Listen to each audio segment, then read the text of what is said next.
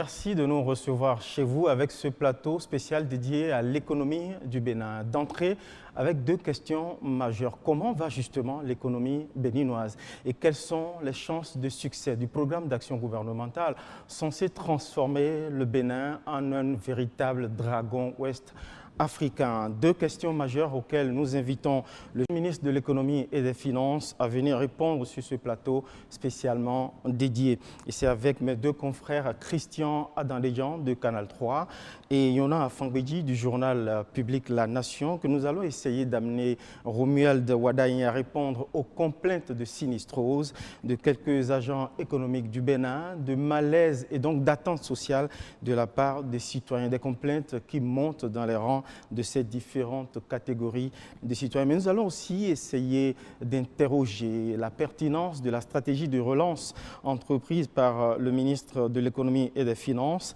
et examiner ses impacts, les impacts de ces stratégies après un an d'exercice. On ne fera forcément pas l'impasse sur un certain nombre de questions qui fâchent. Le PVI, le programme de vérification des importations relancé, le reproche fait au gouvernement de privilégier des entreprises du groupe Talon, la pression fiscale et puis la situation des ACE, les agents contractuels de l'État, pour n'évoquer que quelques sujets à polémique. Monsieur le ministre, merci à l'homme pressé que vous êtes d'accepter de poser enfin vos valises pour répondre à nos sollicitations.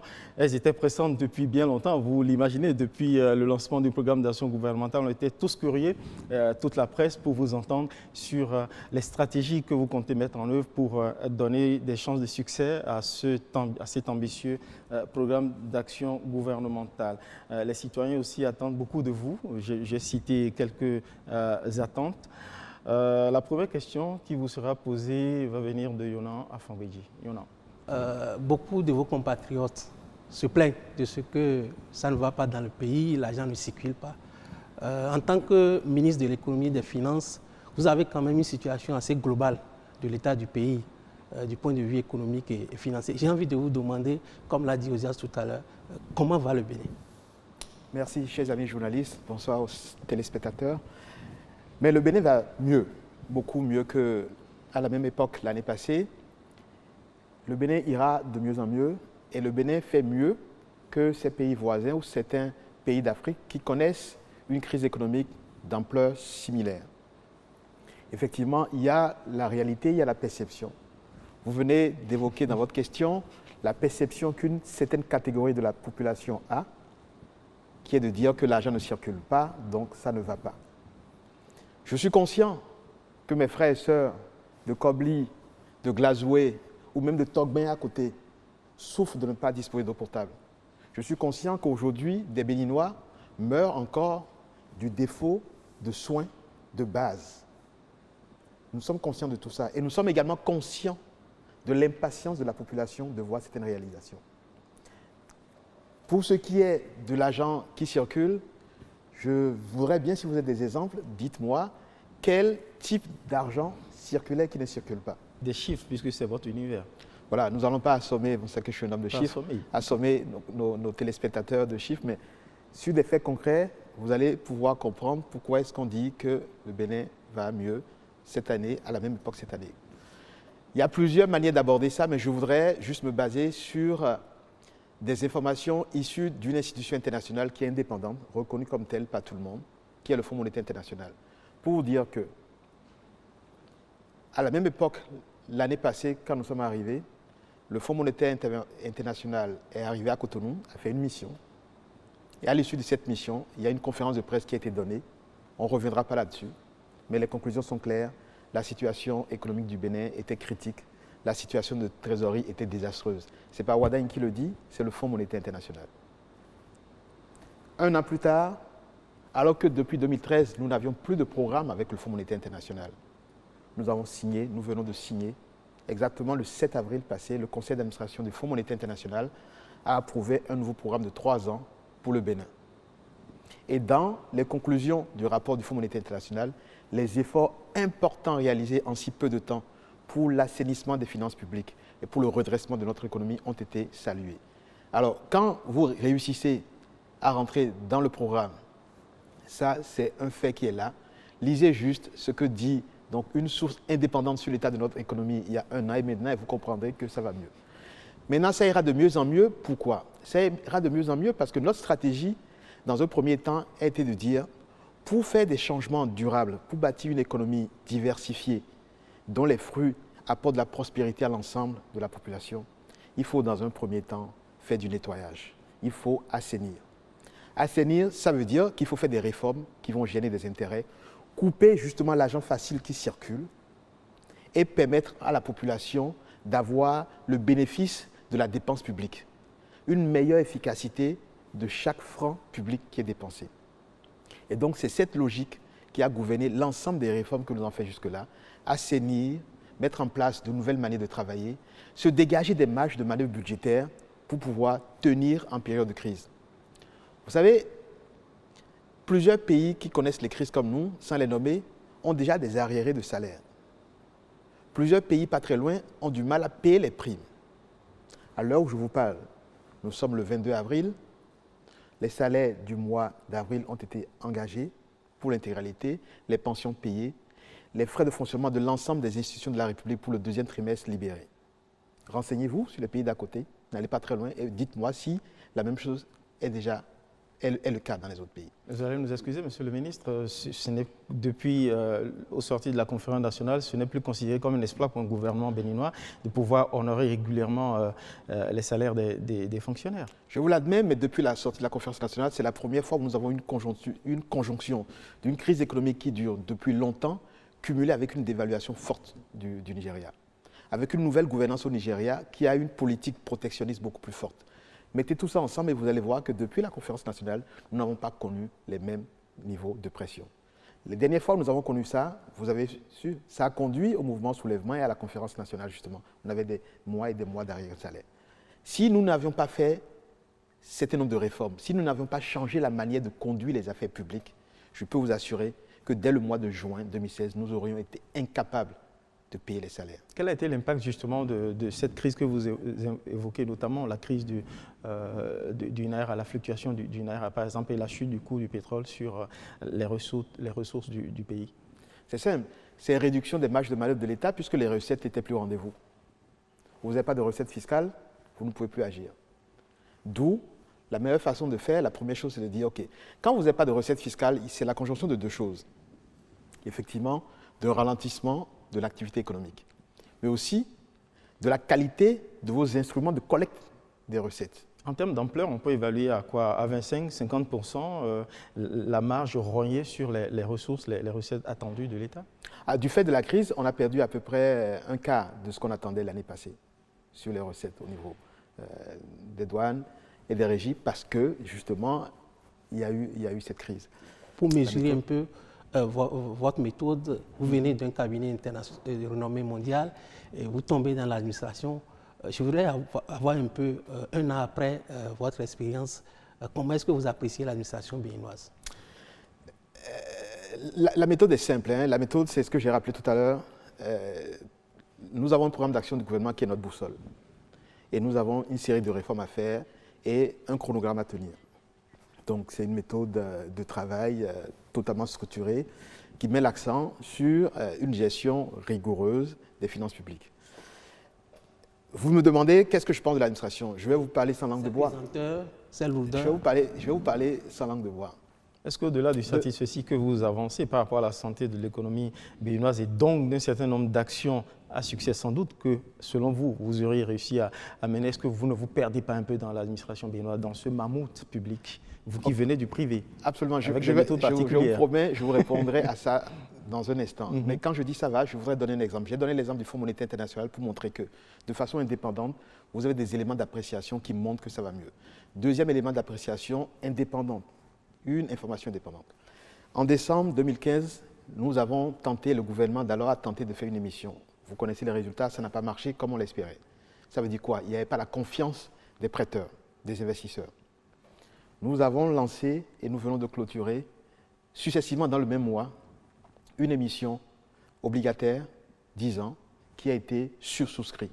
Nous nous attendions à 150, nous avons plus de 170 milliards. Nous avons lancé l'opération le 28 février. Quelques jours avant, La Côte d'Ivoire a lancé son opération, le Mali a lancé son opération, et je vous laisse vérifier où en est les autres opérations. Les informations sont disponibles en ligne. Le Bénin a eu la meilleure performance en matière de levée de fonds.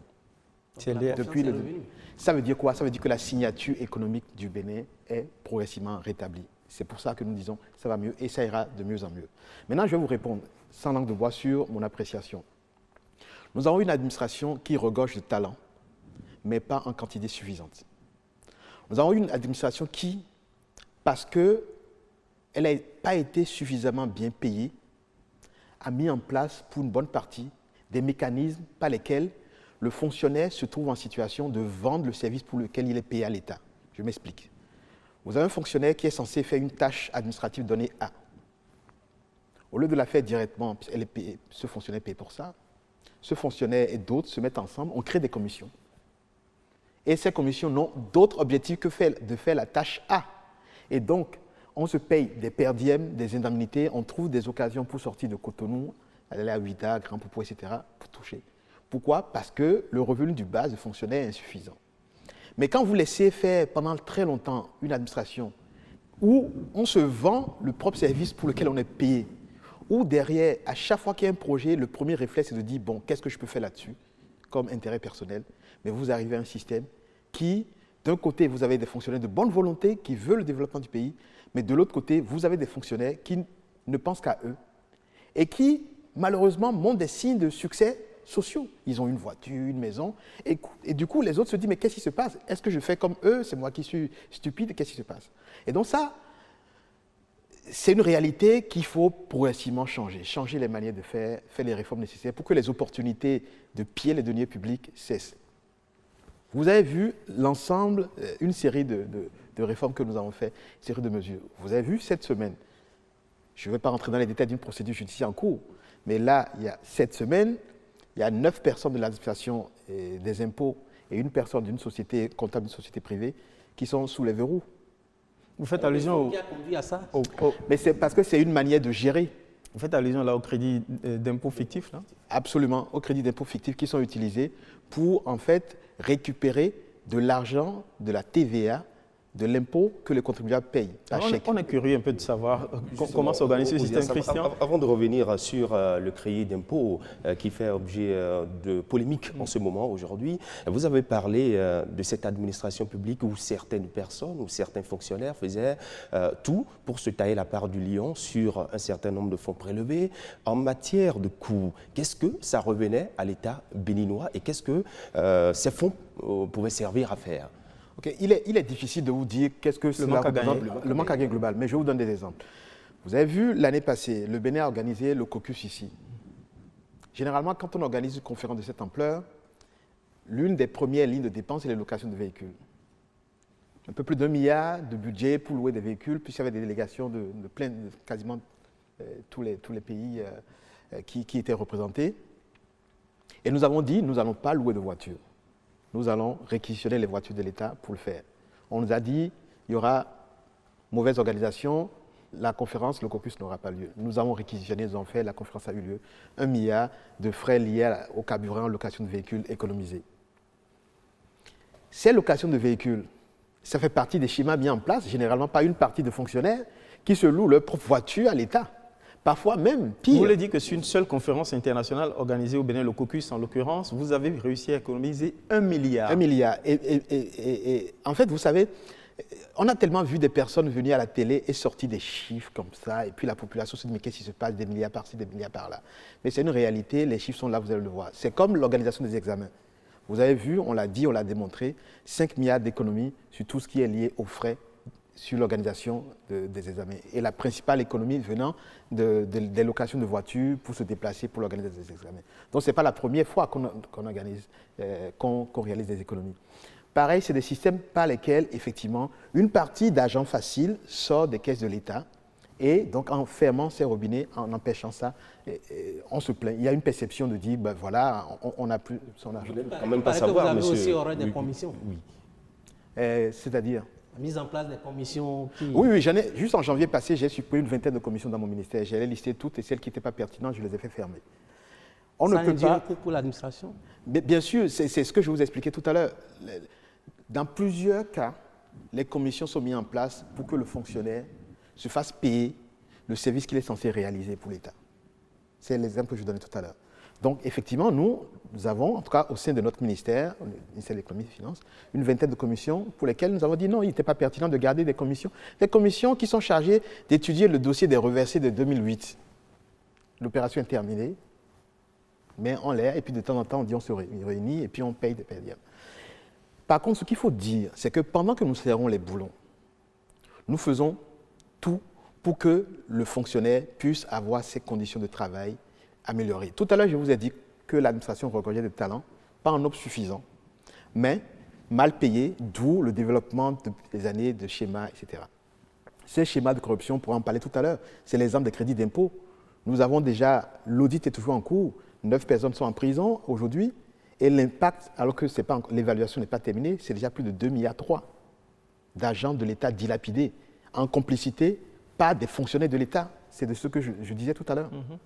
Donc quand nous faisons toutes ces réformes, nous serrons les boulons. Je voudrais aussi dire ici et maintenant que nous faisons tout pour que la raison première, qui est de dire que le fonctionnaire rationalise, il dit « je le fais parce que je suis mal payé ». Il faut que nous fassions l'effort pour que cette rationalisation diminue. C'est-à-dire, si nous nous assurons que les conditions de travail et les rémunérations des fonctionnaires sont meilleures, nous ne donnons pas l'occasion aux fonctionnaires de justifier les actes de contournement de la loi et puis de mise en place de systèmes frauduleux. Nous avons, sans pression des syndicats ou des forces sociales, décidé le gouvernement qu'à partir du 1er janvier, les avancements se feraient et les paiements se feront de façon automatique. Est-ce que ça a démarré? Bien sûr, ça a démarré. Nous avons 80 000 fonctionnaires. Donc tout ceci a commencé à partir de janvier et est en train d'être mis en place dans le système progressivement. De la même manière, si vous avez des parents qui sont retraités, demandez-leur. Depuis le 1er janvier, sans faire du bruit, nous avons décidé de les payer à l'indice 1,25. Ça fait 25% de plus. Donc, un enseignant qui est à la retraite, qui touchait 125 000, aujourd'hui, il est à 155 000, à peu près. Voilà ce que nous faisons. Nous donnons les moyens aux fonctionnaires d'être payés proprement. Quand nous avons décidé, il y a quelques mois, que les primes et autres avantages vont être bancarisés, payés automatiquement, bien sûr, on grince des dents, mais ça permet aujourd'hui de voir la réalité de rémunération que perçoit un fonctionnaire et de pouvoir travailler pour améliorer ses rémunérations. Mais comment ça? Il n'y avait pas de traçabilité? Oui, par rapport à ça, effectivement, il y a eu toute une organisation pour pouvoir vérifier un peu l'état des fonctionnaires à travers l'opération d'enregistrement. Est-ce que cette opération a révélé des dysfonctionnements? Bien sûr, cette opération, dont l'exploitation n'est pas encore achevée, a bien entendu révélé que notre base de données des fonctionnaires n'était pas complètement à jour. Il y a une série d'anomalies qui ont été relevées. Les premières qui sont de base, c'est des personnes qui ne se sont pas présentées et qui, après les délais ne se sont pas présentées, ne se sont toujours pas présentées parce qu'elles n'existent pas. Tenez-vous bien, nous avons découvert dans l'exploitation, parce qu'il y a l'opération physique, présentation, prélèvement des informations biométriques, vérification, mais maintenant il y a l'exploitation. Parce que quelqu'un qui n'est pas fonctionnaire, mais qui a été inscrit pour pouvoir toucher, il sait qu'il touche chaque mois indûment, il se présente et se fait recenser et dit qu'il travaille dans telle structure à Parakou ou ailleurs. Maintenant, la deuxième étape, c'est d'aller loin, de vérifier l'effectivité de la présence de cette personne. Vous pouvez avoir des situations, et on a des situations, de personnes qui ont quitté la fonction publique pour le secteur privé, mais étant dans les parages, se sont présentés, puisque tous les mois, ils reçoivent leur salaire sur le compte bancaire, ils se sont présentés. Donc, la deuxième étape d'exploitation en cours. Et pendant cette phase d'exploitation, nous avons déjà détecté un certain nombre d'anomalies. Anomalies de base. Comment vous pouvez m'expliquer que 2 personnes, 3 personnes, fonctionnaires, soient payés sur le même compte bancaire? C'est comme si, quand vous analysez la base de données, vous vous rendez compte que vous et vous, 3 individus qui ont des salaires donnés, mais payés sur le même numéro de compte à la Bank of Africa. Ça veut dire que, on a créé deux sûr, de nous avons trouvé des éléments comme ça. L'exploitation continue, mais bientôt nous viendrons vous donner les détails. Quand vous faites des choses comme ça, la personne qui bénéficiait indûment de 2 salaires complémentaires n'est pas contente. Fait fuiter des fausses informations par-ci, par-là, vous êtes attaqué à gauche, à droite. C'est pour ça que de toute façon, nous ne faisons ni attention ni aux flatteries, ni aux compliments, ni aux critiques. Nous avançons. Alors, monsieur le ministre, un peu de clarification sur l'efficacité des mesures de votre méthode. On comprend, en venant du privé, vous n'avez qu'une obsession performance, résultat performance. Très bien. Quand vous supprimez des commissions qui ont été mises en place, forcément, je suppose, pas par fantaisie, vous expliquez, vous analysez qu'au fond, c'est pour essayer d'arrondir les fins du mois en créant des primes autour de services qu'on devrait normalement rendre, n'est-ce pas, à l'État. Est-ce que là, vous ne jouez pas sur l'efficacité de l'action publique? D'ailleurs, on vous reproche d'être quasiment étranger. Si dans les rangs de vos agents, de vos fonctionnaires, il n'est pas rare d'entendre que ce ministre, oui, il vient du privé, il vient de l'extérieur, c'est un extraterrestre, il ne maîtrise rien à l'administration. Donc, ça peut expliquer un certain nombre de lenteurs, de dysfonctionnements. Je vais vous dire une chose. Si je ne maîtrisais pas l'administration, j'allais être un ministre assis là et plein de choses allaient se passer sur ma tête. Je vous mets au défi de me trouver un exemple de situation où en si peu de temps, nous avons pu trouver des niches d'économie pour l'État. Donnez-moi, regardez dans l'histoire, donnez-moi. Vous ne pouvez pas faire ces choses-là si vous n'avez pas une connaissance de ce qui se passe. Vous pouvez avoir une connaissance des schémas qui existent et ne pas y participer. Je vais vous faire une confidence. Si j'avais accepté, à mon arrivée, de bénéficier de quelques avantages indus de la part de certaines personnes de l'administration des impôts, qui est une pratique qui a pu avoir lieu dans le passé, si j'avais accepté ça, vous pensez que j'aurais eu le courage aujourd'hui de mettre fin à un réseau de détournement aussi massif et de mettre aux arrêts 9 personnes? Si j'avais... Parce que les gens disent, mais quand on lui propose de l'argent, il refuse, donc il ne connaît pas, il n'est pas d'ici, etc. Si j'avais accepté un seul centime, vous pensez que j'aurais eu le courage, depuis le 1er janvier, de faire partie 3 directeurs généraux des douanes? Renseignez-vous ce qui se passe dans tous ces milieux-là.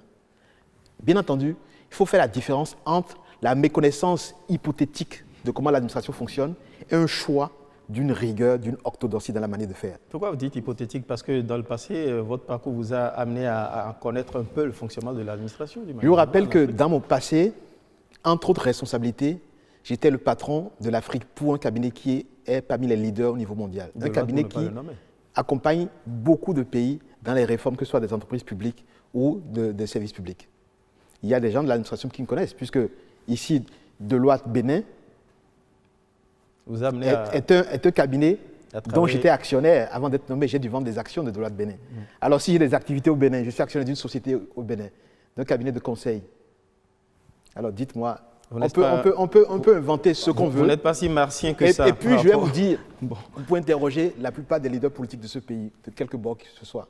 Demandez-leur s'ils me connaissent depuis des années. Alors, monsieur le ministre, sur la question de la complainte, bon, on peut dire que c'est lié à la perception, mais au-delà de la perception des complaintes, de sinistrose économique, une critique, enfin, ou plutôt une observation.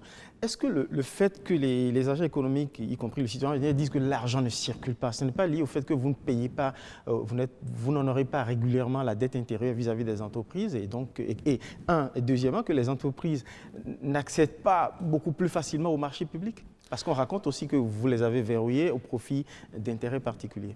Voilà, en fait, il faut dire 2 choses. Nous avons mis une organisation en place pour que, dès que l'État s'engage, l'État paye. Ça, c'est une organisation qui est en place. Dès que l'État s'engage, vous passez une commande, vous livrez, le service est livré.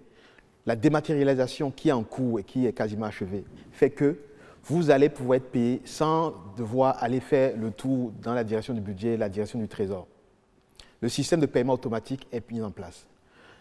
Un des chantiers importants de nos réformes, c'est la dématérialisation partout. Parce que nous pensons qu'une fois que ce chantier aura été poussé au maximum, les opportunités de corruption, de lenteur dans l'administration vont s'estomper. Et donc, ceux qui se plaignent, c'est ceux qui n'ont pas accès au marché facile. Quelqu'un qui a eu régulièrement son marché, il ne se plaint pas parce que maintenant, avec le système, les nouveaux marchés sont payés. Il y a le passé que nous soldons petit à petit. Mais nous avons pris la décision pour que ça ne s'accumule plus, pour que quand on prend un engagement, on l'honore, en allant vers la dématérialisation, en allant aussi vers la gestion des engagements. On s'engage quand on sait qu'on est capable d'assumer. Maintenant, ce que vous dites, et je le comprends, depuis le début de l'année, nous avons fermé ce qu'on appelle les PTA, les plans de travail annuels des ministères. c'est un instrument majeur qui permet de passer les marchés, acheter des tables, acheter du papier, des imprimantes, etc. Ces différents éléments qui sont généralement affectés à des activités données ont été pour l'instant, pour certains, ralentis et parfois fermés parce que c'est la première année après le lancement donc, du programme Bénin Révélé, du programme d'action du gouvernement. Il était indispensable qu'il y ait un travail de mise en cohérence de budget qui a été préparé en septembre par rapport au programme d'action du gouvernement qui a été terminé en décembre. Ce travail est achevé et je suis heureux d'annoncer que dès la semaine prochaine, donc, les budgets vont être ouverts pour ces différents frais et donc les différents acteurs qui travaillent avec l'État vont le faire. Je comprends, vous savez, plus de 2/3 des personnes, des opérateurs économiques au Bénin, travaillent quasi directement avec l'État. Donc quand l'État arrête de passer des commandes, ça se ressent. Donc si là, depuis le début, nous avons freiné significativement les commandes, c'est pour faire ce travail de mise en cohérence. Je vais vous dire quelque chose. On reproche au programme d'action du gouvernement, on dit 9 000 milliards, c'est trop, vous êtes incapable de le faire, vous êtes incapable de le faire. 9 000 milliards, c'est 60% secteur privé et 40% maximum sur le budget de l'État. À peu près un peu plus de 3 000 milliards sur le budget de l'État pour les 5 années. Vous prenez le budget d'investissement du budget 2015. Je ne prends pas 2016, on me dira, j'étais là, nous étions là, etc. C'était un peu plus de 400 milliards de dépenses d'investissement. Vous multipliez ça par 5, ça fait un peu plus de 2 000 milliards de budget d'investissement. Donc vous avez historiquement un pays qui mettait déjà un peu plus de 2 000 milliards de budget d'investissement et nous prévoyons 5 000 milliards, bien entendu avec une stratégie de décollage, avec un doublement la première année et puis progressivement un ralentissement. Et on nous dit, c'est trop ambitieux, irréaliste, irréalisable. Non, c'est réaliste, vous venez de le voir. La seule chose que nous disons, c'est que quand en 2015, on investit, on prévoit budget plus de 400 milliards d'investissement, quelqu'un peut me dire ici à quoi étaient destinés ces 400 milliards, un peu plus de 400. Non. Maintenant, vous savez que un peu plus de 3 000 milliards, la part du budget du programme d'action du gouvernement à financer par le budget de l'État, vous savez, c'est 45 projets, programmes phares, c'est 95 projets prioritaires. Et vous savez exactement ce que ça va apporter comme contribution en termes de création d'emplois. On reviendra sur la question des financements. Justement, vous avez tantôt parlé du fait que vous avez fermé un certain nombre de commandes, mais en attendant que les commandes soient passées par rapport entre l'État et puis certains privés, il y a quand même des dettes qui attendent, notamment l'État qui doit à ses fournisseurs. Si nous prenons par exemple le cas des agences de voyage, aujourd'hui, ces fournisseurs-là sont en train de se plaindre du fait que l'État, qui leur doit assez d'argent depuis des années, n'a pas payé. Qu'est-ce qui se passe à ce niveau, Monsieur le ministre? Sur le cas des agences de voyage, le problème est simple. Vous vous rappelez, nous avons pris la décision, le Conseil des ministres a pris la décision de rationaliser les dépenses de voyage par la création de la cellule des voyages officiels. Cette décision a été prise par l'ampleur des dépenses affectées au voyage officiel. Je ne reviens pas sur les montants, vous les connaissez. Cette décision avait été également prise parce que nous avons eu des faits qui montraient clairement qu'il y avait tout un système de dilapidation des données publiques à travers les billets d'avion. Mais bien sûr, ce que nous avons fait, nous savions cette information-là. Pour que les agences de voyage puissent avoir quand même un peu de moyens pour tenir vers la fin de l'année, nous avons décidé de payer la moitié des dettes que l'État leur doit. Et nous avons fait ça, pour éviter toute discussion, nous avons fait ça au prorata. Nous avons fait appliquer un pourcentage à tout le monde. Donc tout le monde a été payé à la même proportion. Mais en faisant ça, nous avons dit, nous sommes conscients qu'il y a de la surfacturation. Nous sommes conscients qu'il y a des billets facturés pour des voyages non effectués par des agents permanents de l'État. Vous savez, c'est formidable. Dans un monde où vous êtes plusieurs à être en situation de créancier vis-à-vis de l'État, le système fait que des personnes viennent dénoncer les uns les autres pour pouvoir être le premier à être payé. Donc on sait très bien, nous avons des informations, qu'il y a des anomalies. Donc en décembre, lorsque nous avons payé tout le monde pour une partie de ce qui est dû, nous avons dit, nous allons payer le solde immédiatement après l'audit. Moins de 30 jours après la remise du rapport d'audit, tout ce qui est dû sera payé. Mais quand on demande d'ouvrir les comptes pour qu'on audite et que les agences refusent, Quand les agences, plusieurs d'entre elles, refusent de se faire auditer, vous voulez que je fasse quoi? Et pourquoi vous ne saisissez pas la justice alors? Non, on n'a pas besoin de saisir la justice pour ça. Il y a pas, vous me devez de l'argent et je vous dois de l'argent, pardon. Je vous dis, OK, il y a des preuves qui montrent qu'il y a eu des anomalies. Nous allons faire auditer par une personne indépendante le montant et dès que c'est fait, je fais. C'est l'accord que nous avons eu et en décembre, nous avons payé une partie sur cette base, que chacun respecte. En décembre, nous avons payé une partie de ce que nous devons aux agences. Oui ou non? La réponse est oui.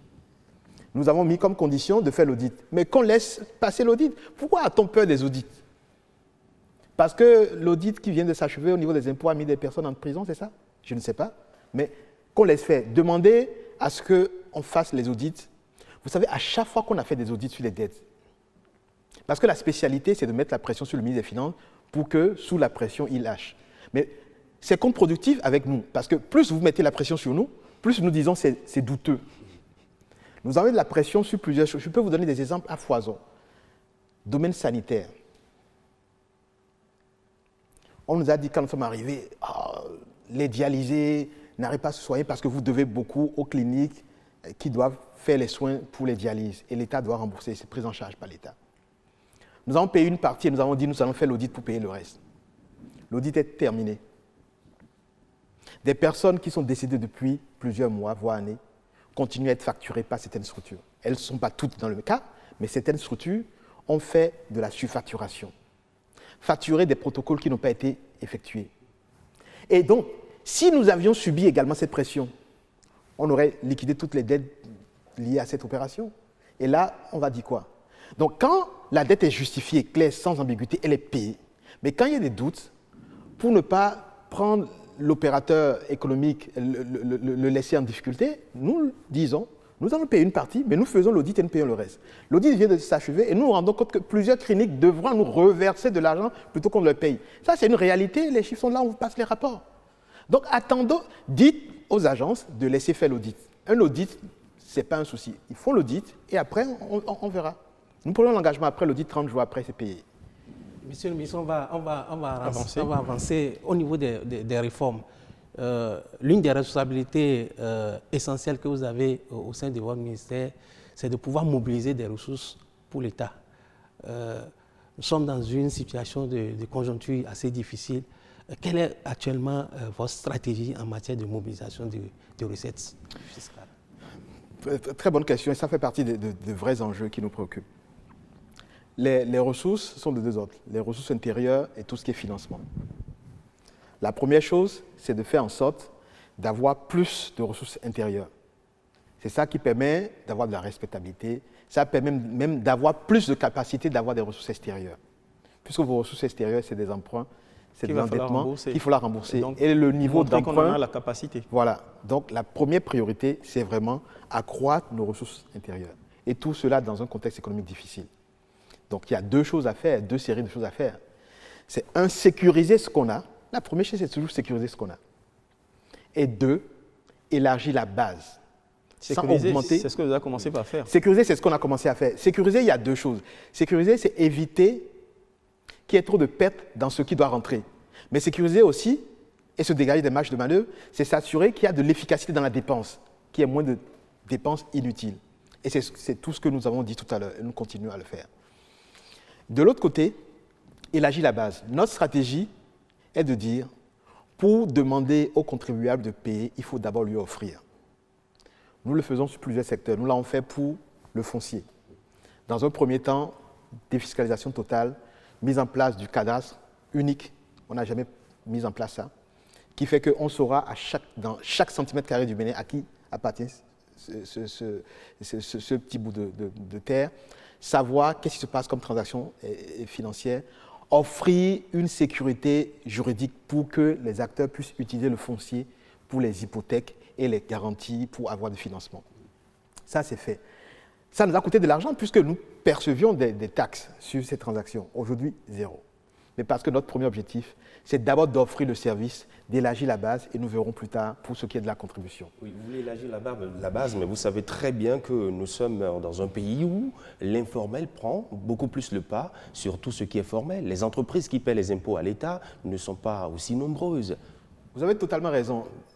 L'économie, pas seulement du Bénin, est beaucoup plus informel que formel. Mais c'est quoi le secteur informel?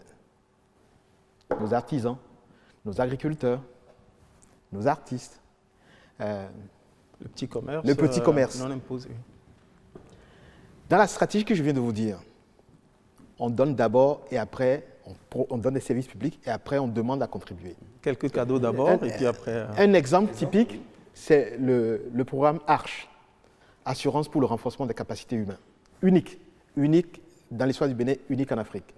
Je vais laisser le souhait au chef de l'État très prochainement de faire sa présentation là-dessus, mais il s'agit d'un programme qui vise justement cette frange de la population. Les agriculteurs, les commerçants, petits commerçants, les artisans, les artistes, pour leur offrir 4 choses. Une formation, du microcrédit, assurance maladie, assurance retraite. Quand l'exploitant agricole, fatigué, il arrête son exploitation, comment il vit après? L'artisan, la couturière du coin, quand elle a travaillé jusqu'à un certain âge, elle est fatiguée. Nous avons la chance d'avoir un fonctionnement culturel qui fait que les actifs prennent soin. Mais vous voyez bien que de plus en plus, les actifs s'éloignent des anciens. Et si l'État ne prend pas ses responsabilités, ne met pas en place des filets sociaux, des programmes, pour que tout au long de la vie de chacun de ces catégories-là, il y a une contribution et un mécanisme de protection sociale, nous allons à la catastrophe. Et donc, ce programme qui est large, dont les études sont quasiment finalisées, et donc il y aura des présentations spécifiques bientôt, programme unique, permet justement, en offrant ces services, ces 4 services, à cette catégorie qui est l'essentiel de l'informel, de les amener progressivement vers le secteur formel. Et c'est ça la stratégie, qu'ils viennent vers le secteur formel, vous leur donnez, et automatiquement ils contribueront. Parce que tout à l'heure, vous avez parlé de pression fiscale. Nous voulons accroître nos ressources internes, mais sans augmenter la pression. Au contraire, il y a des secteurs sur lesquels nous avons baissé la fiscalité. Dans la loi de finances 2017, nous avons mis la fiscalité à 0 pour tout ce qui est importation de machines pour la transformation de nos produits agricoles. Ce n'était pas le cas avant. Ça veut dire quoi? Ça veut dire que nous sommes bien dans cette dynamique de permettre à ce qu'il y ait un secteur secondaire qui se développe. Et donc, il y a plein de mesures incitatives vers le secteur privé pour qu'on puisse importer, transformer sans avoir le coût de la fiscalité. Donc, voilà un peu la stratégie. Attirer, offrir d'abord et permettre aux populations, aux acteurs de contribuer progressivement. Oui, en matière de mobilisation des... Maintenant, mobilisation, très bien. Deuxième pas, maintenant la dette. Quand vous faites ça, vous augmentez votre capacité d'endettement puisque vous montrez des signaux que vous allez être en mesure de rembourser. Pour pouvoir lever de la dette, il faut avoir un cadre macroéconomique sain. Le cadre, c'est tout ce qu'on est en train de faire. Le fait que nous soyons rentrés en programme est un signe que nous avons un cadre qui est suivi. La deuxième chose, il faut une vraie stratégie d'endettement qui fait que vous faites des endettements en cohérence avec ce que vous financez. L'époque où on finançait une route avec un crédit de 3 ans à 8,5% est révolue. Nous ne faisons plus ça. Nous allons sur le marché pour prendre du financement approprié en fonction de la nature de l'investissement que nous allons faire. C'est-à-dire? C'est-à-dire que quand nous sommes sur... À quelles conditions? Voilà, quand nous allons sur un financement, financer une route, nous allons aller sur les financements longs, du genre plus de 10 ans.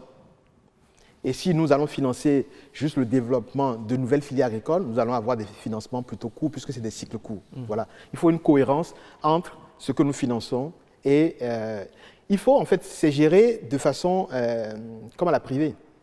Avant d'investir, vous dites quel est le retour attendu. Le retour n'est pas forcément pécunier, il peut être aussi le développement des couches sociales et le développement économique d'ensemble de la population. Donc, et cette partie, sur ça, nous avons du succès puisque je vous dis, nos différentes mobilisations montrent, et les rapports ont montré que depuis plusieurs mois, le Bénin est le pays qui réussit le mieux par rapport à des pays qui ont cette capacité, cette profondeur économique plus forte, plus grande que nous. Mais il y a une crainte de surendettement qui est exprimée au sein de l'opinion par rapport aux emprunts obligataires. Voilà, effectivement, les gens disent, OK, vous venez de prendre un emprunt obligataire là, de 150, vous avez réussi à avoir 70 et vous allez trop endetter l'État. Déjà, ce n'est pas possible puisque je vous rappelle, nous sommes en programme et que tous les mois, nous avons des mécanismes de suivi de ce qui se passe en termes d'endettement. Mais 2, vous savez combien nous avons payé ce mois-ci en remboursement de tout le paquet de dettes qu'on nous a laissé? 90 milliards de remboursés. Donc quand vous voyez, vous entendez qu'on émet de la dette, demandez combien on rembourse dans la même période. Ce mois-ci, Au moment où nous avons fait l'émission de 150, nous avons liquidé, ce mois d'avril, 90 milliards au titre des dettes de 2015 et avant. Voilà ce qui se passe. Donc, en termes de position nette, nous ne sommes pas en train d'accroître. De toute façon, nous ne pouvons pas sortir des grilles, puisque je vous dis encore une fois, nous sommes dans un programme que librement, nous nous sommes engagés à respecter. Nous ne pouvons pas nous-mêmes faire un programme qui met des critères de convergence assez stricts et derrière ne pas les respecter. Donc voilà, face au levée de fonds que vous entendez, mettez en face les remboursements massifs aussi que nous faisons, parce qu'aujourd'hui, pour nous, la priorité, payer les salaires, faire fonctionner les administrations, mais aussi et surtout honorer nos dettes.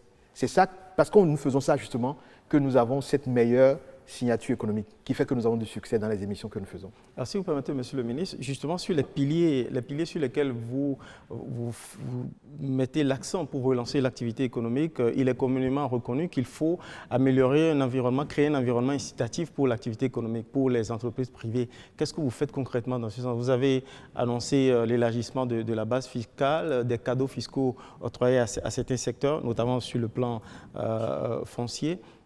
Quelles autres mesures prenez-vous? Parce qu'on va y revenir sur la question de l'environnement de l'entreprise privée. Justement, les entreprises se plaignent.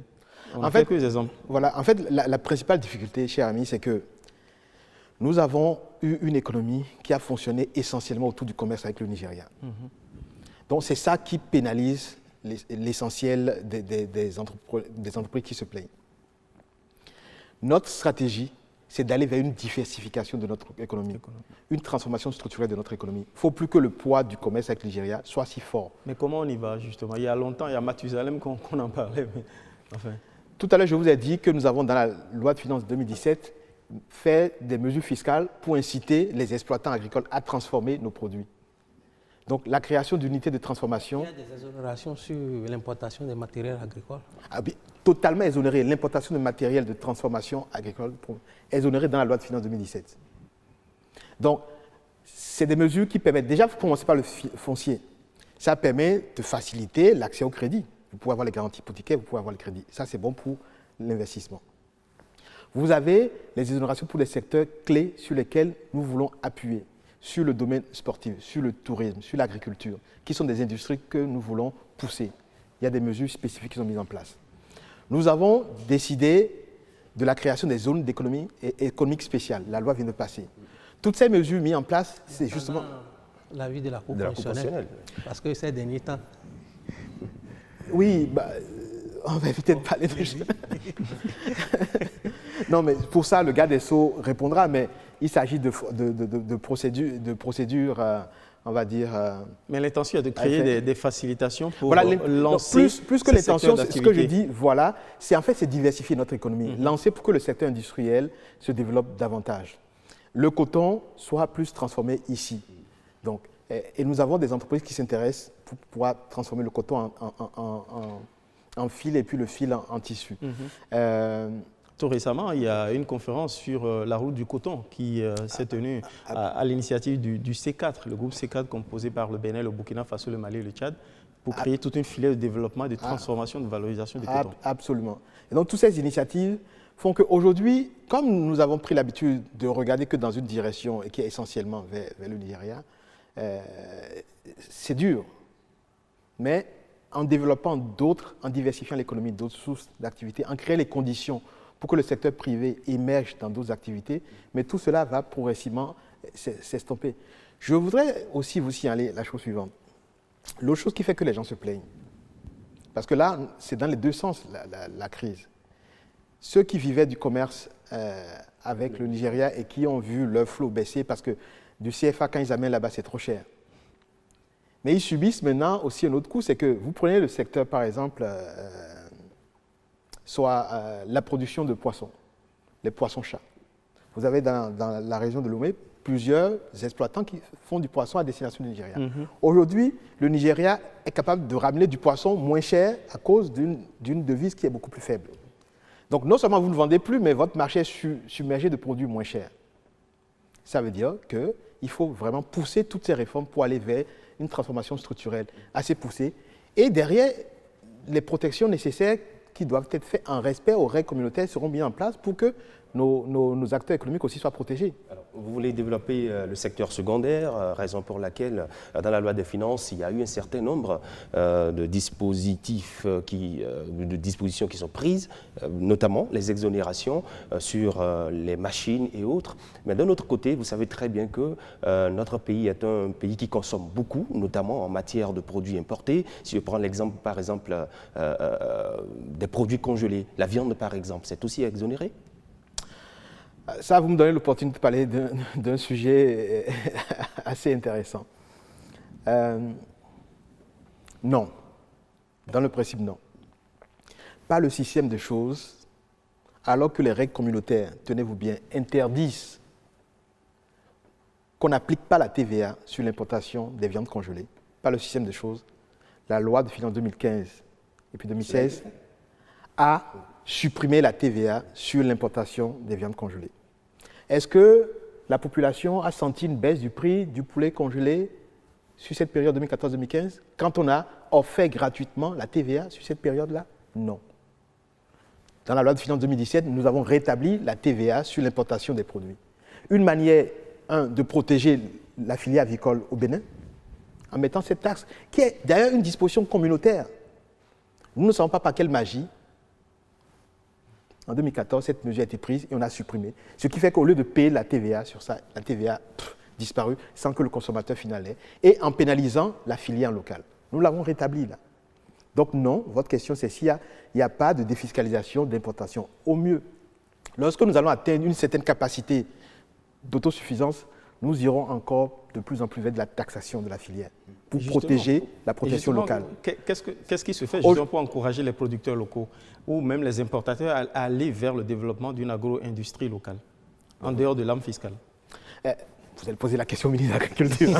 Il y a eu par le passé toute une polémique autour de versement de crédit TVA sur l'importation des viandes congelées, une polémique pour laquelle on devait s'étonner du moment où ces produits-là qui vont vers le Nigeria sont interdits. Comment est-ce que vous gérez la situation ou bien le débat est clos là-dessus? Ah non, le débat ne peut pas être clos. Je vous ai dit tout à l'heure, il y a une première étape, c'est de dire on rétablit les choses en bon ordre. On ne peut pas exonérer l'importation de viande congelée de TVA. Ça a été fait, rétabli. Fait. La deuxième chose, nous avons l'accord de Badagry qui liste un certain nombre de produits interdits d'exportation. Ça veut dire que vous pouvez faire toutes les magies du monde, vous ne pouvez pas de façon officielle démontrer que vous avez importé ces produits au Nigeria. Que nos frontières soient poreuses, que des commerçants du Nigeria viennent au Bénin acheter, c'est possible. Il y a plusieurs acteurs dans le secteur. Certains acteurs ont réussi à avoir des remboursements de TVA sous la base d'une réexportation vers le Nigeria, d'un produit dont la réexportation est interdite. Et d'autres acteurs n'ont pas su avoir ce bénéfice de remboursement de TVA. Donc, il y a eu des traitements de faveur par le passé. Il y a eu des traitements différenciés, c'est des faits. Il y a plusieurs acteurs dans le secteur, vous demandez, sans indexer personne, c'est une réalité. Les acteurs ont le même schéma. Ils ont les mêmes bases de consommateurs. Une partie ici, une partie d'autres.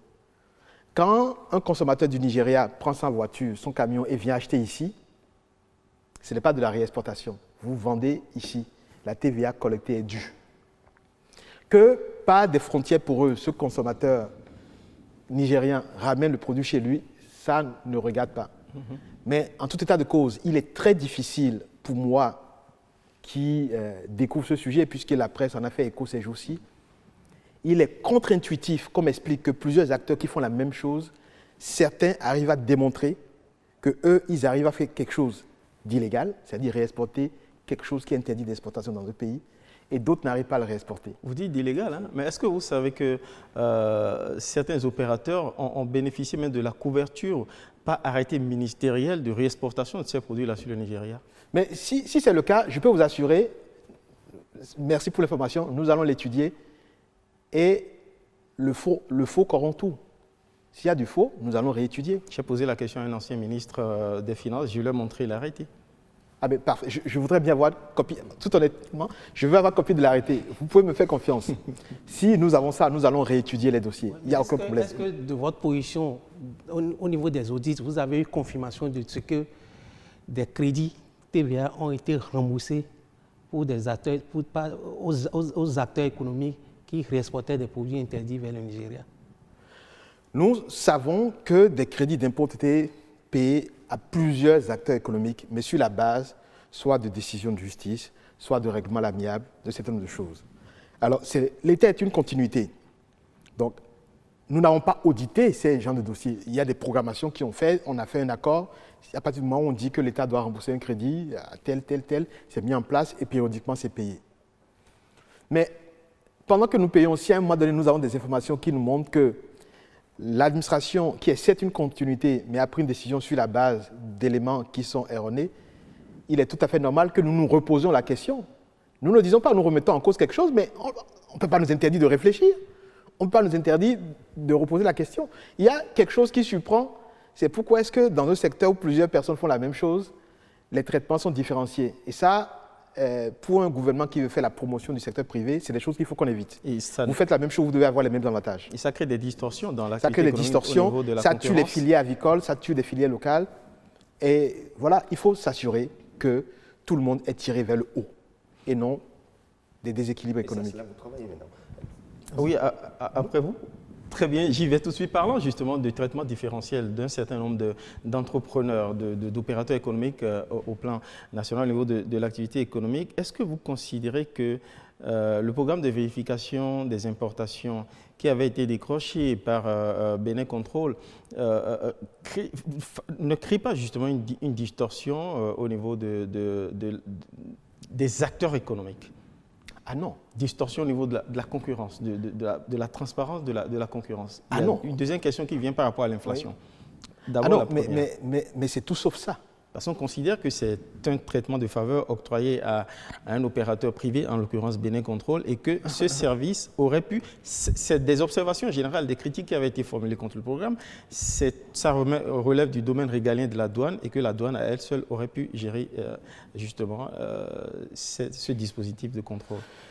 Cher ami, je pense qu'il faut séparer la question de la pertinence du programme de vérification des importations de la question de qui c'est qui fait ça.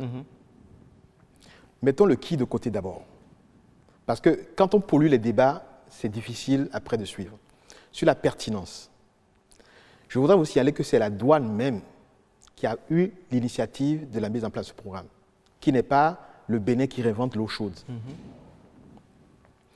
Je peux vous assurer également que toutes les difficultés qu'il y a eu au départ, lors de la mise en place du premier programme de vérification des importations, la non-association des douaniers, on reprochait par exemple la lourdeur des vérifications et en embarquement et au débarquement qui pourraient être considérées comme en contradiction avec les règles de l'OMC, l'Organisation mondiale du commerce ou l'Organisation mondiale des douanes. Le fait que les déclarations préalables d'importation devaient se faire de façon physique chez la société prestataire, ce qui mettait du temps, créait une lourdeur administrative. Aujourd'hui, le contrôle systématique des conteneurs, les contrôles en embarquement, débarquement, supprimés. Ce qu'il faut retenir, c'est que l'ensemble des griefs qu'il y avait contre l'ancien programme, qui est l'initiative des douaniers, c'est que l'idée est bonne, la pertinence pour notre économie est là. C'est la manière qui avait été critiquée. Justement. Tous ces éléments et toutes les lourdeurs ont été réétudiés avec la douane et mises de côté. Vous savez, on se reverra dans 2 mois, 3 mois, on fera le bilan et vous allez voir. Les gens disent, mais en faisant comme ça, nous allons créer, vous parlez d'inflation, nous allons créer plus de... Parce que le reproche qui est fait au système, c'est de grossir justement les prix in fine pour le consommateur final. Il y a des coûts supplémentaires qui seraient induits. Quand nous avons fait l'audit autour des frais qu'on paye pour la filière véhicules d'occasion, nous avons découvert qu'après le départ de Bénin Control, des sommes qui étaient destinées au contrôle et à des activités, donc du service réel fourni par Bénin Control, alors que ces services ne sont plus fournis, l'État avait continué à prélever chez le contribuable, l'opérateur économique, ces sommes-là, sans fournir le service derrière. Ça a été discuté longuement. Quand nous avons découvert ça, la première réaction était de dire « Ah mais bon, les opérateurs économiques ont l'habitude de payer ces redevances-là, prenons ça pour pouvoir moderniser le port ou faire d'autres choses. » La réaction du gouvernement était de dire « Non, on ne prélève rien s'il n'y a pas de service derrière et automatiquement, cette redevance a été supprimée. Les acteurs du secteur savent que ça a été fait. Donc, ce n'est pas des paroles, c'est une réalité.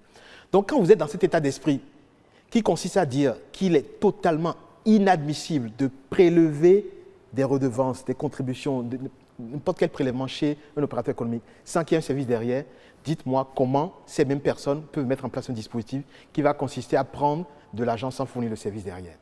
Ce qui se passe dans le fond et ce qui gêne, c'est que quand vous êtes dans un système libre comme avant, où les valeurs ne sont pas contrôlées, vous avez mis en place de valeurs dites consensuelles et qui faussent d'ailleurs, qui créent de la distorsion au niveau de la concurrence. Vous êtes 3 à faire le même métier, vous avez les mêmes quantités de produits qui arrivent au port, parce que vous et moi, nous nous connaissons, votre dédouanement se fait à 10 et lui se fait à 1000. Après, vous allez sur le marché, comment vous pouvez vous concurrencer? Il y a une inégalité de traitement. Bien sûr, et justement, ça permet de faire, mais la réalité, je vais vous dire, beaucoup d'opérateurs économiques vivent aujourd'hui, pas parce que l'activité, le commerce qu'ils font en soi est rentable, mais ils vivent du système des avantages induits qu'ils prennent et de la douane et des systèmes d'impôts. Quand vous arrivez à avoir une bonne connexion avec les bonnes personnes au niveau de certaines administrations et que vos produits arrivent et que, comme je dis, vous le sortez à 10 et l'autre à 100, rien que sur l'économie des taxes, vous remboursez, vous pouvez le vendre au coût, mais vous économisez des taxes et vous faites des bénéfices. Donc, beaucoup vivaient sur le dos du contribuable, sur le dos de la fiscalité. Alors, quand vous systématisez, vous informatisez, vous dématérialisez, vous mettez en place des systèmes où il n'y a plus de marge de manœuvre, on critique. Les acteurs économiques critiquent parce qu'ils n'ont plus de marge de manœuvre. Alors, et ça, c'est une réalité. Par contre, pour finir sur le point de l'inflation, je voudrais vous dire que, contrairement à ce qu'on a pu faire par le passé, on a mis en place un comité valeur. L'ensemble des produits de base, on a parlé des viandes congelées, de l'huile, du riz, du sucre. Un certain nombre de produits, une dizaine au total, ont été isolés du mécanisme de prix transactionnel. Et c'est un comité valeur qui se réunit pour s'assurer que ces prix, le prix de dédommagement de ces produits soit contrôlé. Suivez ce qui se fait dans les ports à côté et s'assurer qu'il n'y ait pas inflation de ces prix. Tout à l'heure, je vous ai dit qu'on a indûment supprimé la TVA pendant 2 ans sur certains produits sans que le prix des produits n'ait baissé. Mais pour faire du chantage, pour en réalité faire croire que ce système est contre-productif, on se focalise sur de faux débats parce qu'on veut retourner dans un système où on peut négocier directement avec la douane. Et quand vous êtes plus fort, vous êtes capable de donner plus à la douane, vous avez moins d'impôts à payer. Je sens que Christian, voilà, Pierre, oui, nous avons vu les douaniers prendre les devants aujourd'hui, puisque vous allez de mettre de côté la structure qui va, en tout cas, fournir l'opérateur technique pour parler de Bénin Control. Mais aujourd'hui, il y a quand même une psychose qui gagne les Béninois quand on parle de PVI et qui se souviennent des moments très difficiles et très durs en ce moment où le programme avait été mis en œuvre au Bénin. C'est-à-dire qu'en dehors de la douane, les opérateurs économiques également sont mieux outillés et sont désormais associés au programme pour rassurer le consommateur final du fait que ce programme qui est en train d'être mis en œuvre de nouveau ne perturbera pas autant le système économique béninois. Et ça garantit de la transparence, de l'égalité de traitement pour tous et de l'efficacité. Absolument. Oui. Maintenant, il faut de la pédagogie. Il y aura une période où plusieurs opérateurs économiques vont résister, vont faire du chantage. Parce que l'espoir, c'est que comme par le passé, qu'à un moment donné, nous subissions de pression et que nous arrêtions. Nous allons observer dans quelques mois les résultats, vous allez voir. Mais ce que je peux vous dire de façon claire, c'est que dites-moi pourquoi un système qui permet de pouvoir traiter les opérateurs économiques sur la même base, plus de choix, de possibilités de faire du consensuel, à la tête du client. Du favoritisme. Pourquoi est-ce que vous pensez que ce système n'est pas bon? Vous savez, un des volets du PVI, c'est aussi une meilleure efficacité dans le tracking. L'année passée, quand nous avons pris fonction, une des dettes fortement réclamées, c'était les dettes de déconsignation. Des importateurs, essentiellement de véhicules d'occasion, à destination du Niger. Les voitures sont déclarées à destination du Niger. Vous déposez une caution, vous démontrez que la voiture est vraiment rentrée au Niger, vous revenez, vous remboursez. Les acomptes forfaitaires. Les acomptes.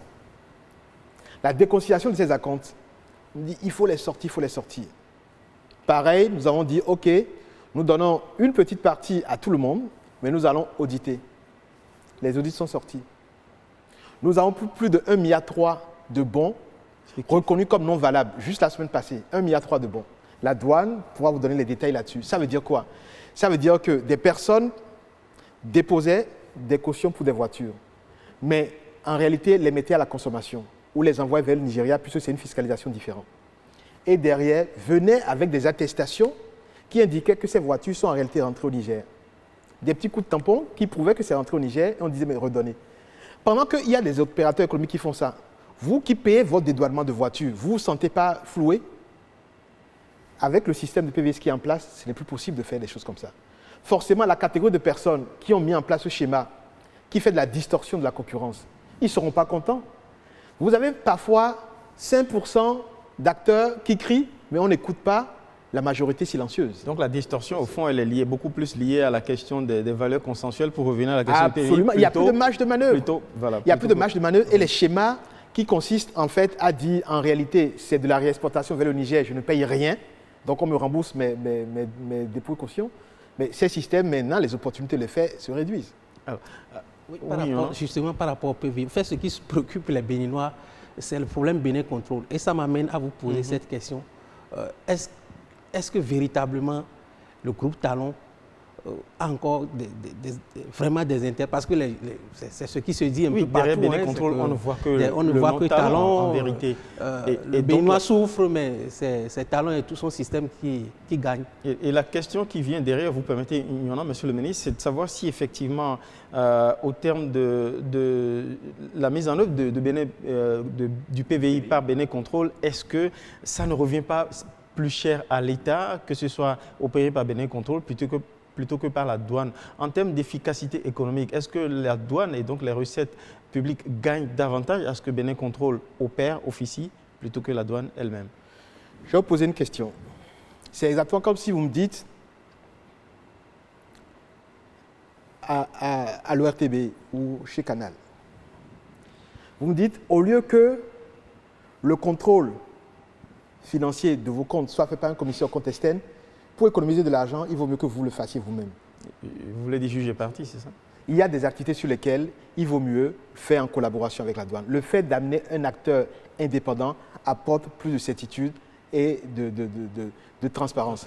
Nous étions dans un système, je vous l'ai dit, dans lequel il y a une pratique où les affinités trop poussées entre des opérateurs économiques et la douane créaient des distorsions. Et donc faisaient perdre beaucoup, c'est ça? Donc, si aujourd'hui, vous me dites moi-même de piloter intégralement ce dispositif, qu'est-ce qui m'empêche de continuer à créer la même distorsion? Donc, ce qu'il y a, c'est une collaboration d'une structure qui apporte un savoir-faire, de la technologie et de l'indépendance. Donc, vous êtes certain que le manque à gagner qui frappait, qui pénalisait l'État par rapport à l'ancien système serait amoindri avec... Ce n'est même pas certain. Je viens de vous donner un exemple. Puisque une des activités, c'est le tracking. Et je vous dis, parce qu'on n'a pas eu un vrai système de tracking, on était à 2 doigts de payer indûment pour 1,3 milliard de déconsignation. Nous sommes tous demandés, les policiers arrêtent assez souvent dans la rue des voitures qui ne sont pas dédouanées, comme on dit, parce que ne pas payer les frais de douane, parce qu'elles sont censées être en réalité au Niger, mais elles sont là. Donc ça, c'est une réalité. Mais donc vous voyez très bien que c'est question d'efficacité et de sécurisation de nos recettes, et rien d'autre. Économique surtout pour l'État. Moins de distorsion dans les règles de concurrence et sécurisation de nos recettes. Combien tout ce qui concernait parce que le président a indiqué, il est revenu là-dessus, il n'est plus dans les affaires, il a libéré ses affaires à ses héritiers, à ses anciens associés et à d'autres opérateurs économiques. Mais depuis votre arrivée, il y avait des antécédents avec le système. Qu'est-ce que vous avez pu payer au groupe Talon? Déjà, pour terminer avec Bénin Contrôle, je voudrais vous rappeler qu'il s'agissait d'une société privée de droit commun qui avait un contrat avec le gouvernement. Il y a eu un certain nombre de litiges. Il y a eu une décision prononcée par la Cour arbitrage donc de la CJA. Tout à fait. Qui a dit, c'est soit on acte la rupture abusive du contrat, il y a une certaine somme à payer, soit on remet la société dans ses droits. nous avons considéré qu'il n'était pas possible, le gouvernement a considéré qu'il n'était pas possible de faire subir au budget de l'État des pénalités aussi lourdes. Vous connaissez les montants, je ne reviens pas là-dessus. 126 milliards. Le choix a été de dire il est plus opportun, puisqu'en réalité, ce qui est mis en cause, c'était un problème de personne. Et qu'en temps, cette société a été vendue à d'autres personnes. Puisque l'opportunité économique de l'activité est faite. Vous interrogez les personnes, je vous mets au défi de pouvoir vous donner un exemple concret de pourquoi est-ce que PVI n'est pas bon. Je viens de vous donner des exemples de montrer que pourquoi c'est mieux pour la concurrence, pour la recette, etc. Il peut pas. On fait de la fiscation. Cette société a été cédée à d'autres personnes et elle continue dans les droits du contrat qui existait. Ce n'est pas un nouveau contrat, c'est un contrat qui existait. Au contraire, il y a eu amélioration des conditions, meilleure intégration des services douaniers. Et pour répondre à la deuxième partie de votre question, et c'est la même chose, c'est formidable. On reproche au chef de l'État le fait d'avoir pu être un homme d'affaires qui a connu beaucoup de réussite par le passé, notamment dans le coton.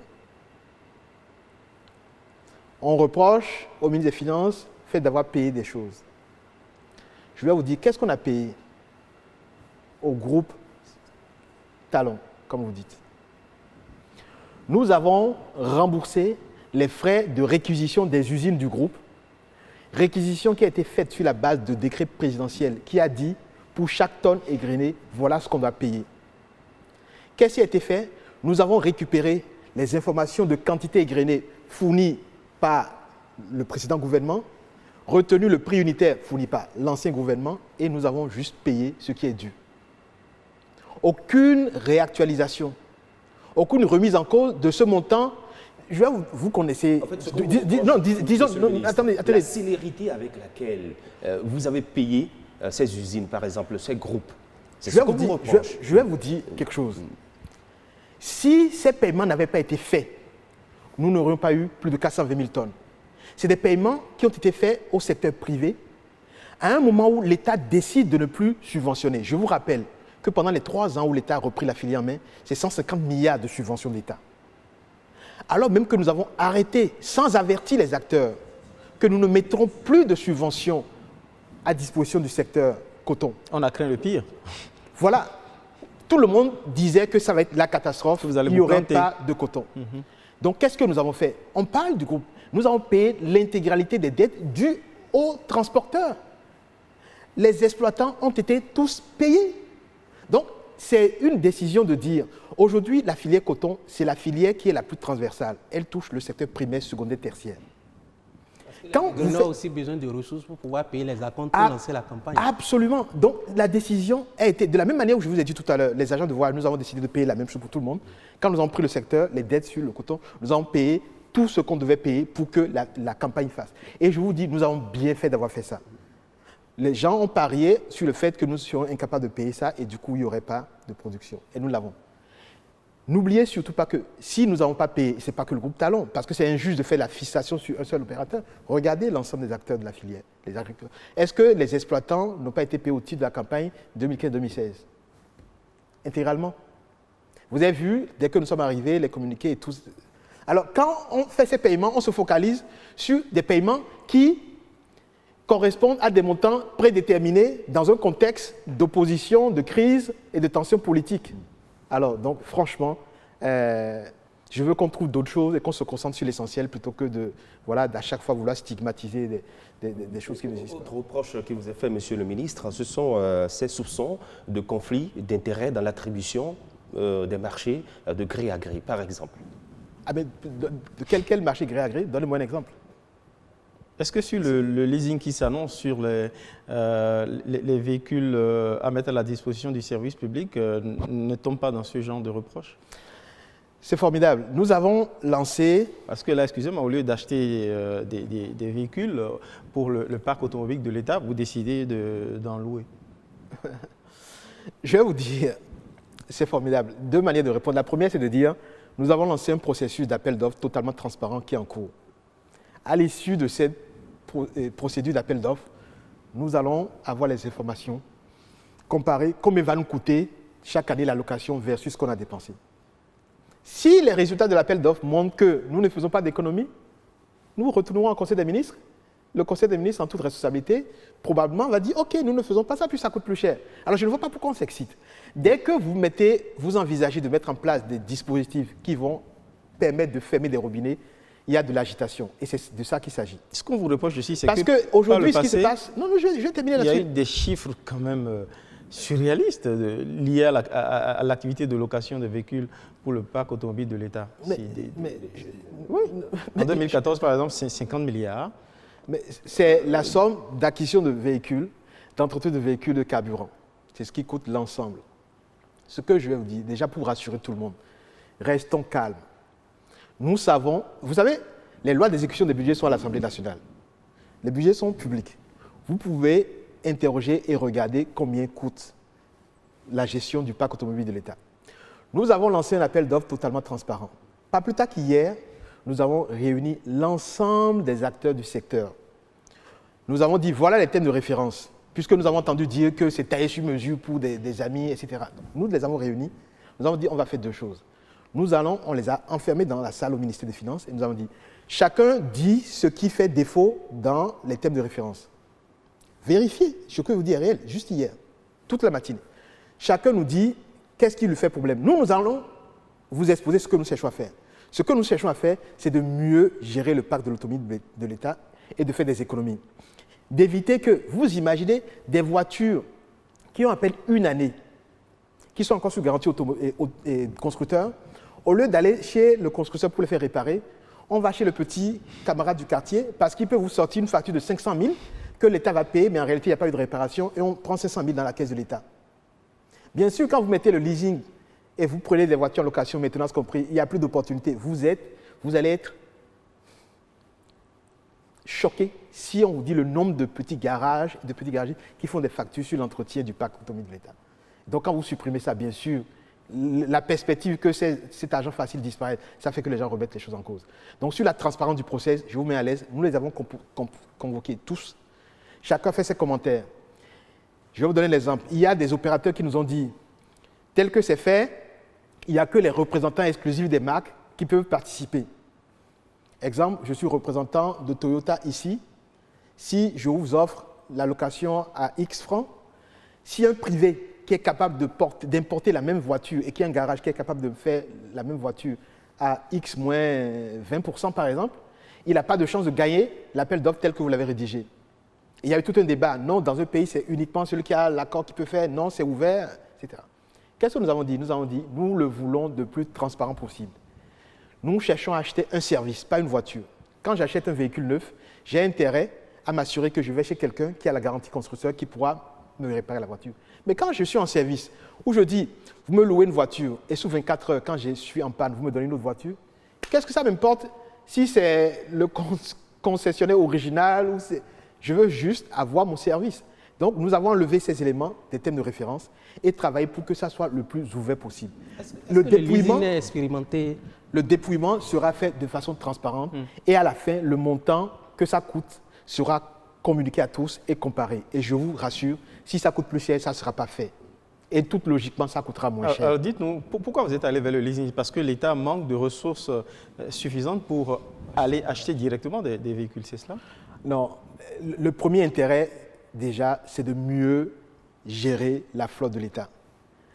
Nous avons à peu près 4000 voitures, mais la moitié est sous briques, sur les briques, dans les garages. Comment est-ce que vous pouvez faire tourner l'administration avec... Soit on considère que l'administration n'a pas en réalité besoin de 4000 voitures, c'est un autre débat. Soit elle a besoin de 4000 voitures, mais la moitié est dans les garages. Et quand vous allez les voir, on a enlevé le moteur de la voiture de l'État, on a mis dans sa propre voiture, etc. Et ça fait partie des choses qui n'existeront plus, puisque c'est le privé qui va suivre la voiture et fait payer la maintenance. Donc, quand vous avez ça, ça veut dire que parfois les services de l'État ont du mal à fonctionner. L'inspection générale des finances a du mal à se déplacer à Djougou pour aller faire une inspection parce qu'il n'y a pas de voiture disponible. Mais quand vous faites le leasing, la voiture qui est dédiée à ce service est là. Elle tombe en panne immédiatement, il y a une voiture de remplacement. Si vous êtes dans la logique d'acheter systématiquement des voitures, quand l'inspection a besoin de 10 voitures pour aller dans le septentrion faire des contrôles, et bon, 3-4 voitures sont en panne, vous allez les acheter encore? Vous allez louer à la journée, ça va coûter très cher. Quand vous êtes, l'État doit fournir des services publics. Tout ce qui est fonction support, il faut avoir une organisation pour que ces fonctions support soient efficaces. Et donc, c'est cette efficacité qu'on cherche. En deuxième lieu, l'économie. Donc, c'est d'abord l'efficacité pour que les fonctionnaires aient à chaque instant les moyens de faire leur travail. C'est ça le premier intérêt. Le deuxième, c'est les économies parce qu'il y a trop de fraude, de mauvaise gestion de flotte de l'État. Justement, au bout de vos analyses d'efficacité, quelles sont les simulations, qu'ont donné les simulations en termes d'économie à faire réaliser à l'État? Alors, en fait, c'est quoi, on aura dans l'ordre de grandeur 20% d'économie, 50%? Honnêtement, c'est très difficile de le dire parce que nous sommes dans un schéma où, regardez ce qui se passait. Pour une année où on prévoit d'acheter 1000 voitures, les achats sont faits par petits lots. Le ministère de la Santé va acheter 20, le ministère des Finances 10, telle direction 5, chez des opérateurs différents. Ce qui fait que même économiquement, c'est totalement contre-intuitif. C'est le Trésor public qui va payer à la fin. On fait passer un budget où on sait que globalement, on va acheter 1000 voitures, mais on ne centralise pas, on ne négocie pas en gros. L'autre avantage du leasing, c'est qu'on fait la planification et on fait des prix de gros. Donc, intuitivement, ça va être moins cher, mais encore une fois, nous avons fait des simulations, mais je ne veux pas avancer des chiffres ici.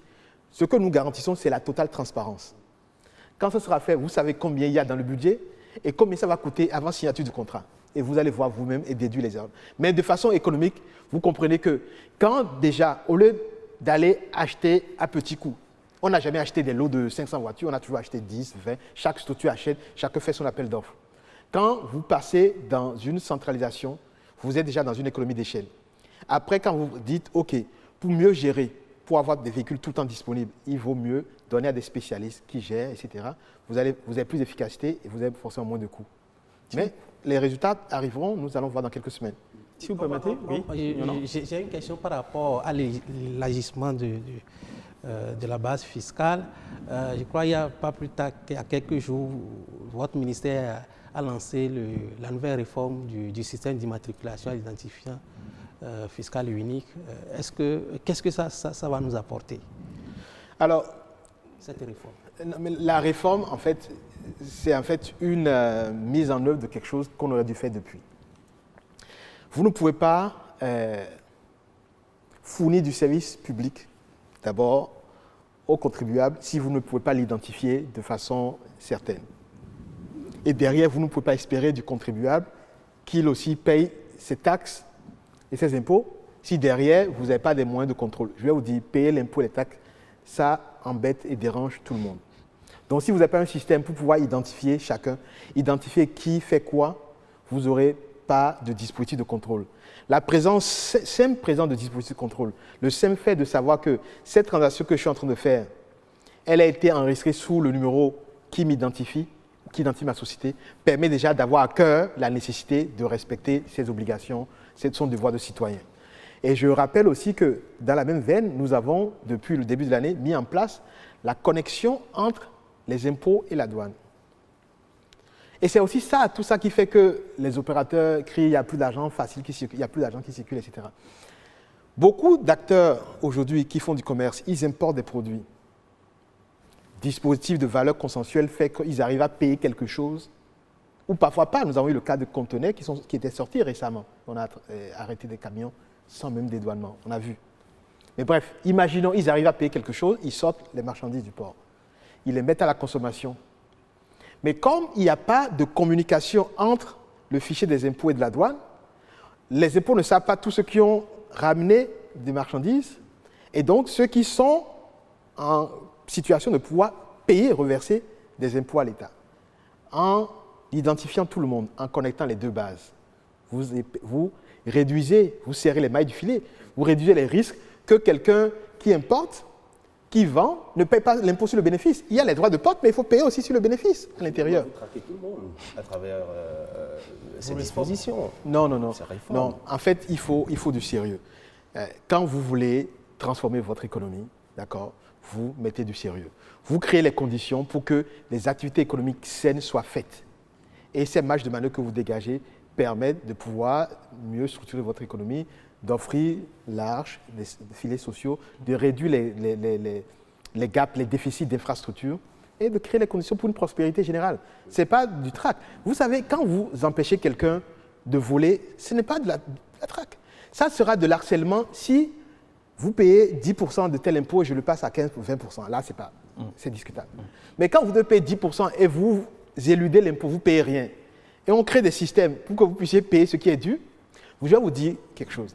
Si nous arrivons à serrer suffisamment les mailles, la deuxième étape, c'est de réduire les taux.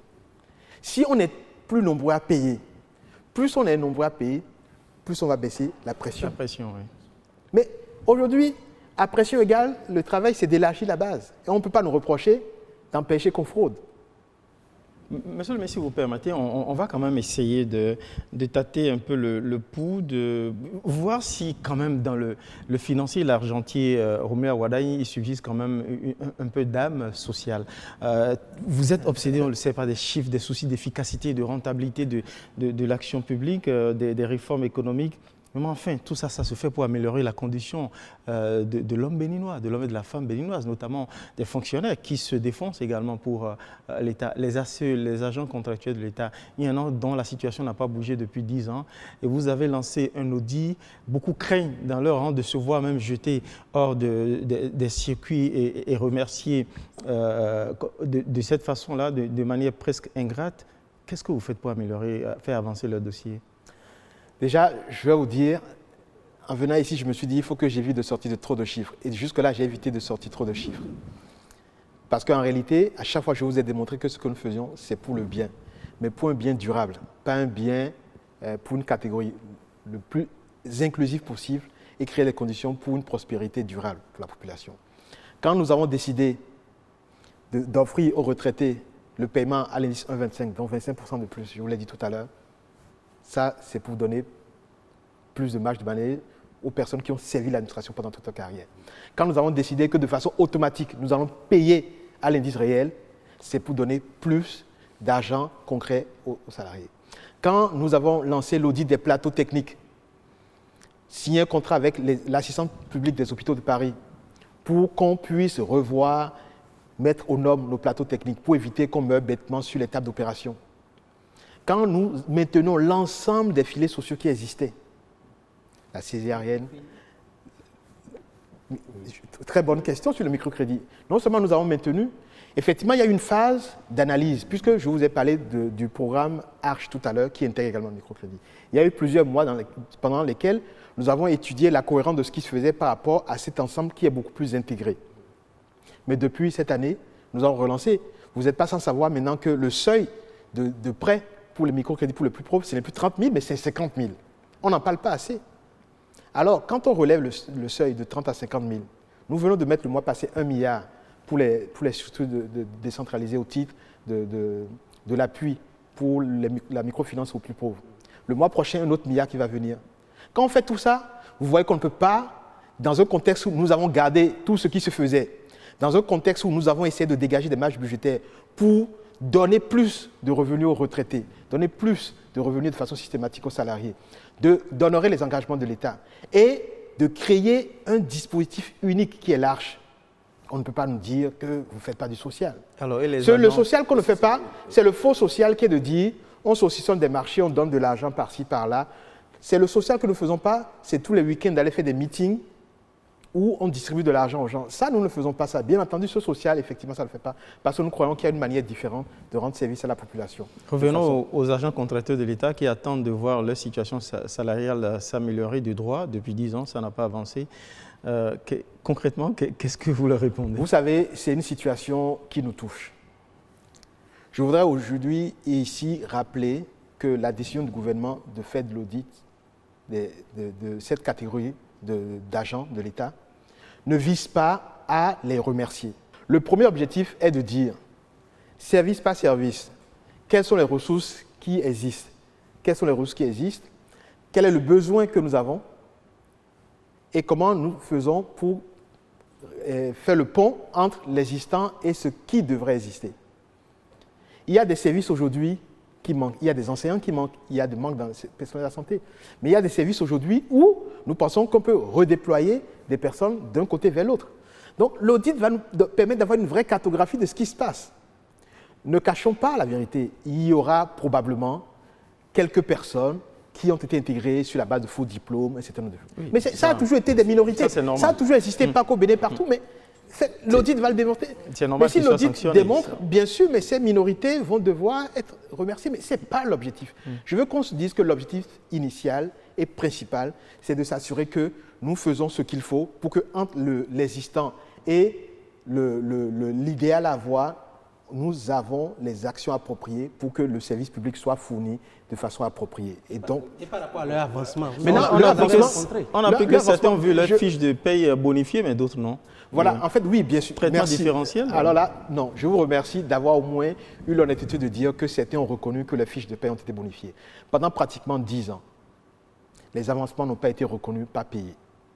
J'ai parlé à certains représentants, j'ai moi-même parlé à certains représentants syndicaux et j'ai pris des engagements. Les agents contractuels de l'État, c'est environ 40 000 personnes. Il faut les traiter, les paramétrer un à un dans le système. Au fur et à mesure qu'ils sont traités, ils sont payés. Ça ne peut pas se faire comme ça du jour au lendemain. Mais nous l'avons dit et ils le savent. Plusieurs milliers de dossiers sont traités et sont toujours en train d'être traités. Donc, il y a deux étapes. Il y a le fait que quand vous n'avez pas été payé, par exemple depuis 2008, pour les ACE de 2008, imaginons un enseignant qui a un salaire autour de 80-90 000 dans une catégorie B3 avec un échelon suffisant qui lui permette aujourd'hui, si on lui reconnaît ses avancements, qu'il soit A3. Cette reconnaissance fait qu'au lieu de 80-90 000, il serait dans les 120-130 000. Ce que nous faisons, c'est que nous traitons le dossier, nous lui payons tout de suite ces 120-130 000. Maintenant, les arriérés, nous discutons avec les organisations syndicales pour que progressivement, au fur et à mesure que nous faisons des économies sur les fraudes que nous fermons, nous prenons ces économies pour pouvoir payer les arriérés. Mais déjà, le fait, pendant 10 ans, de ne pas avoir été augmenté et que nous le faisons maintenant, c'est un pas important. Et je suis heureux qu'on reconnaisse que certains ont commencé à déjà être payés là-dessus. Ça, c'est très... Le reste, ils attendent C'est au fur et à mesure. 2021 ou... Non, c'est question de semaines et mois, puisque D'accord. il n'y a pas de manière de le faire avec une baguette magique pour Très plus de bien. 40 000 personnes. Il faut traiter, chaque dossier se traite individuellement. Oui, vous avez diagnostiqué au Non, début on va aller très vite, on est pratiquement à la lisière de Vous avez l'émission. diagnostiqué le bas salaire, le bas niveau du salaire du fonctionnaire. Est-ce qu'aujourd'hui, il y a une réflexion pour pouvoir améliorer quand même le traitement salarial au niveau de la fonction publique? Bien sûr, la réflexion se fait conduite par... La suppression de primes et autres. Non, nous n'avons pas supprimé des primes. Nous avons mis en paiement automatique par les banques les primes. Ce que nous avons supprimé, c'est les systèmes par lesquels, alors que du lundi au vendredi, vous êtes payé pour faire une tâche donnée, vous créez une commission pour avoir des per diem sur la même tâche. C'est tout ce qu'on a dit. Non, on ne peut pas fonctionner comme ça. Très bien. Et ces commissions qui ne sont plus versées, ces per diem, vont pour le service public. Monsieur pour le ministre, on a qu'il y ait l'eau compris, c'est potable pour et- rationaliser et les le service dépenses de public. La l'État. réflexion pour l'amélioration du... On va aller très vite Elle se parce poursuit, c'est qu'on pour a ça fini d'ailleurs, les elle se 90 poursuit. minutes Non mais juste une imparties. seconde. Cette réflexion se poursuit, c'est pour ça, encore une fois, que le gouvernement a décidé de payer automatiquement l'indice réel, sans qu'on ait eu une pression. Ce n'est pas à la suite de mouvements de grève que cette décision a été prise par le gouvernement. Et donc, c'est des Monsieur le étapes. ministre, c'est votre premier budget que vous êtes en train d'exécuter, le budget général de l'État, gestion en 2017. Très rapidement, dites-nous, est-ce que la tendance actuelle vous permet de réaliser les promesses faites aux Béninois, notamment par rapport au programme d'action du gouvernement? Bien sûr, aujourd'hui, nous avons déjà les chiffres Le point disponibles. d'exécution. Voilà, au 31 décembre. Nous revenons des États-Unis où nous avons présenté l'exécution du budget au 31 mars. Les données sont disponibles. Je peux vous assurer que malgré la crise, grâce aux mesures de sécurisation des recettes, nous avons réalisé 103% des objectifs. Ça veut dire que derrière, nous avons les capacités d'exécuter les dépenses qui sont prévues. Donc aujourd'hui, les signaux sont très positifs. Le Nigeria, qui était en récession l'année passée, 1,5% de décroissance l'année passée, aujourd'hui, la situation se stabilise. Le Fonds monétaire international projette 0,8 à 1% de croissance pour le Nigeria. Donc, déjà, dans la crise économique actuelle, nous avons réussi à faire nos objectifs pour le premier trimestre. Comme les perspectives pour les 9 mois qui suivent sont plutôt à la stabilité, voire l'amélioration, nous sommes confiants dans l'exécution du budget. Donc, aujourd'hui, nous n'avons pas de signal d'alarme. Ce qui a été prévu qui va être fait sera fait. 90 minutes de télévision, ça va très vite. Monsieur le ministre, nous sommes à la fin de cette émission. Quel est le message fort par lequel vous avez envie de finir ce plateau?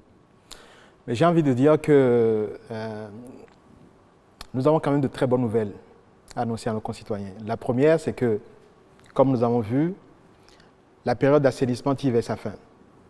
Donc la période de resserrement des boulons vers sa fin.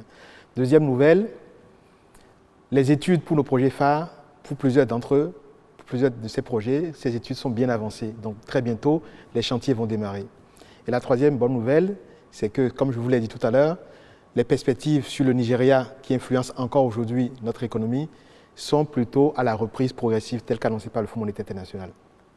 Donc la conjonction donc, de la fin de cette période donc, de rigueur, j'ai dit dans l'émission que dès la semaine prochaine, nous allons lancer les plans de travail et les PTA des ministères pour que la plupart des opérateurs économiques qui fournissent du service à l'administration puissent se remettre au travail. Pour que l'argent se remette à circuler. Pour que l'argent propre qui doit circuler se remette à circuler. Les études pour plusieurs projets quasi finalisés, les travaux ont commencé, et les relations avec le Nigeria qui devraient dans les prochains mois progressivement se normaliser. Donc tout cela nous amène à rassurer les concitoyens. Il était nécessaire pour bâtir une croissance durable de passer par une étape de resserrement, de rigueur dans la gestion des finances publiques. Quand il y a une crise, il faut faire attention à bien gérer le peu qu'on a. Et c'est ce que nous avons fait. Et maintenant, cette phase de mise en place de procédures de contrôle, mise en place de dématérialisation de certains processus clés, est pratiquement terminée. Donc, le meilleur reste à venir. Dans quelques mois, je viendrai ici encore pour vous annoncer, cette fois-ci, des nouvelles encore plus heureuses qu'aujourd'hui. Voir les premiers coups de pioche des chantiers pharaoniques du programme d'action gouvernementale démarrer bientôt et voir le Bénin entrer par ce fait dans un cycle vertueux de croissance, c'est tout le mal qu'on peut vous souhaiter à vous, Monsieur le ministre, l'argentier national Romuald Wardani et le gouvernement auquel vous appartenez pour le bien des citoyens afin qu'ils reçoivent également les retombées des fruits de la croissance.